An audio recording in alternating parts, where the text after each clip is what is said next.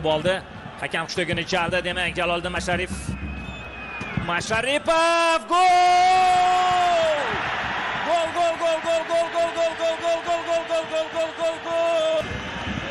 Jaloliddin Masharipov suv ham ichib olyapti. Juda zo'r zarba, juda aniq. Ajoyib ijro. Ajoyib ijro. Yoki yana Masharipov tepadimi? Masharipov haqida ham ma'lumot oldim. Hamdamov, Dostonbek va gol! Xursand bo'lmaslik mumkin, do'stlarim. Bunday gollardan jonli devorga hozir biroz ayb qo'yish mumkin bu yerda.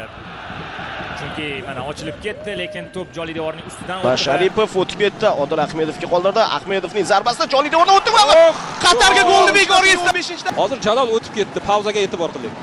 Bu nima chalg'itish deganda tezkorlik aslida kuzatiladi. To'g'risi mana shu fikr mendan ham